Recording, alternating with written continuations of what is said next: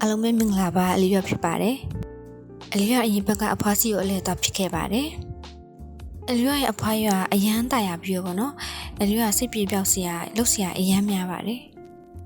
ဒီတစ်ခေါက်ပြန်တော့လက်ပံပွင့်ချိန်နဲ့စုံသွားပါတယ်ဆိုတော့အလေးရလက်ပံပွင့်ကောက်ဖြစ်ခဲ့ပါတယ်လက်ပံပွင့်ကောက်ဖို့အတွက်မနက်စောစောထားဖြစ်ခဲ့ပါတယ်ရှောက်ပံပွင့်လေးတွေကလည်းပွင့်နေတော့သူတို့အနံ့မူမေးလေးတွေကမနက်ခင်အရန်အောင်ကြက်တည်ရှိစေပါတယ်ရှောက်ပံလေးကတော့ကျုံမျိုးဒေတာအခေါ်ပေါ့နော်တော်တော်များများကတော့ဒီအတီးကိုကြွက်ကော့တီလို့တိကြပါတယ်ဒါလေးဆိုအတီးလေးတွေတောင်စပြီးတီးနေပါပြီအလျော့ညီမလေးတွေကအဖော်လိုက်ပြီးခဲ့ကြပါတယ်လက်ဖက်မင်းစီကိုရလန်းလေးအတိုင်းသွားခဲ့ကြပါတယ်နေရာဒီဆိုပေမဲ့မနှက်ဆိုမျိုးအရန်ကြပြီးအရန်အေးပါတယ်အလျော့ဆိုလို့ရှိရင်အနည်းဆုံးစောင်း3ထပ်လောက်ခြုံရတယ်ပေါ့နော်အေးကြောက်တာလည်းပါတာပေါ့နော်ဘာသာလုံးပါလဲပြော再来那边我讲， ဘာသာလုံးပါလဲ那边我讲。 ငှက်တန်လေးတွေကလည်းလေရွာထဲမှာထပ်ပို့ပြီးတော့ကြက်ကြက်စကြနေရပါပြီ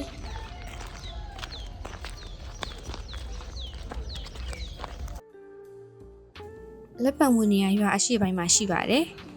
အလျော့အဖွားအိမ်နဲ့ဆိုရင်10မိနစ်လောက်လမ်းလျှောက်ရပါတယ်မနေ့စောစောလမ်းလျှောက်ပြီးတော့ကျမအိမ်နဲ့လည်းညညွတ်ပါတယ်လက်ပံမျိုးလှမ်းမိနေရပါပြီ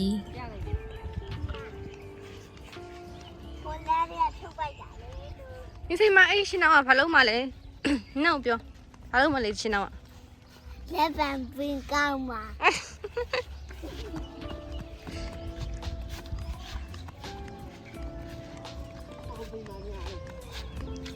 နိုင်ရင်ဘက်မှာကတပင်းနိုင်ရင်ညဘက်မှာကတပင်းရှိပါတယ်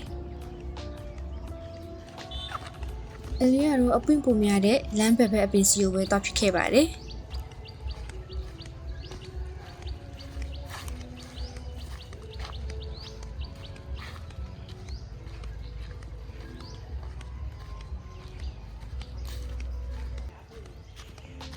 လက်ပတ်မီအောက်ကိုရောက်လာပါပြီ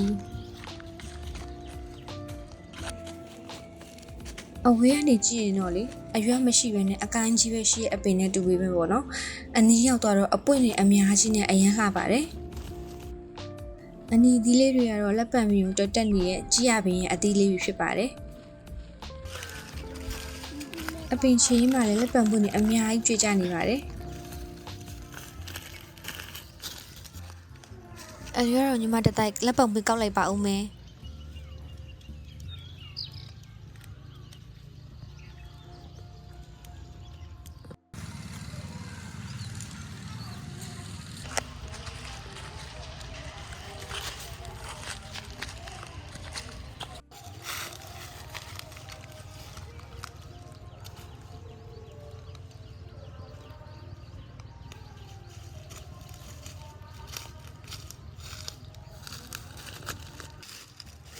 အလျော်တော့ကောက်လို့ကောက်နဲ့ကောက်လိုက်ကြတာလေ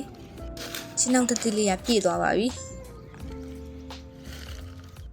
အဲ့ဒါကြောင့်မလို့အပင်အောက်မှာပဲတခါတည်းပွင့်ဖက်တွေညာတန်တွေကိုပေါ့နော်ခြွေပြီးတော့ဟင်းချက်စားလို့ရတဲ့ဝတ်ဆန်တွေပဲယူခဲ့ကြပါတယ်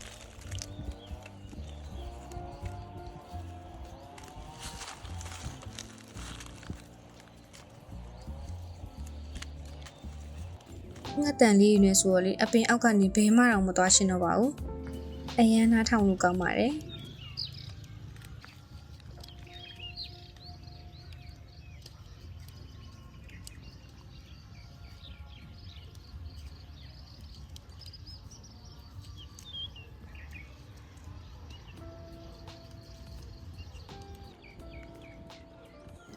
ပတ်ဝန်းကျင်ကလည်းမြူလေးတွေနဲ့ဆိုတော့ဗောနော်ရှုခင်းရလည်းတစ်မျိုးလေးလှနေပါတယ်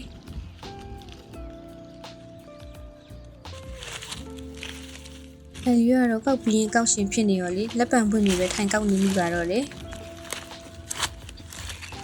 ပန်းချွေရဲ့သူကလည်းချွေပေါ့နော်အပင်အောက်မှာကိုအလုံးနဲ့ကိုအလုံးများနေကြပါတယ်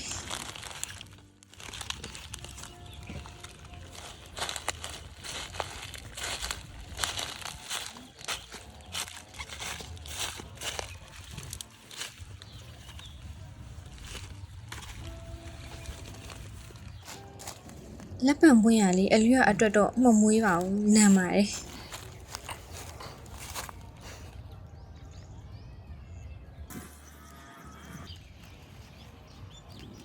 ဒီခါအလျော့ပန်းချွေရဲ့အလှပါပန်းချွေလိုက်အနာအပွင့်မျိုးကောက်လိုက်နေပါ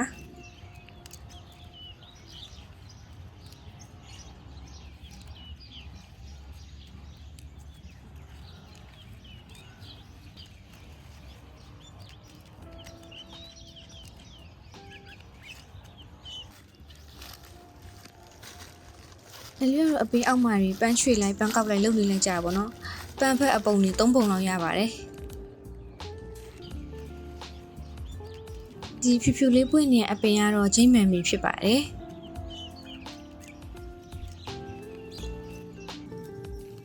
အဖိုးကိုရိုက်ပေးပါဆိုလို့လက်ပံပွင့်အဖူးလေးပါပန်းနေရအရင်များကိုလေအလျော့ညီမလေးကလက်ပံပွင့်ကိုတပွင့်ပေါ်တပွင့်ထပ်ပြီးတော့ပေါ့နော်ရှင်းအောင်အလားဆင်လိုက်ပါတယ်ရှင်းပို့ဆန့်သွားတယ်ပေါ့နော်လက်ပံပွင့်ပန်းချင်းပေါ့နော်ဘယ်သူလိုချင်ကြပါသလဲအလျော့ညီမလေးစိတ်ကတော့ပန်းချင်းကိုကြိုက်လို့သူ့တဲမယ်ဆိုပြီးတော့တဲချသွားပါပြီအလျော့တော့ပြန်လိုက်ပါဦးမယ်ကြည့်ရှုပေးရတဲ့ကျေးဇူးအများကြီးတင်ပါတယ်နောက်ဗီဒီယိုတွေမှာတွေ့ကြမယ်နော်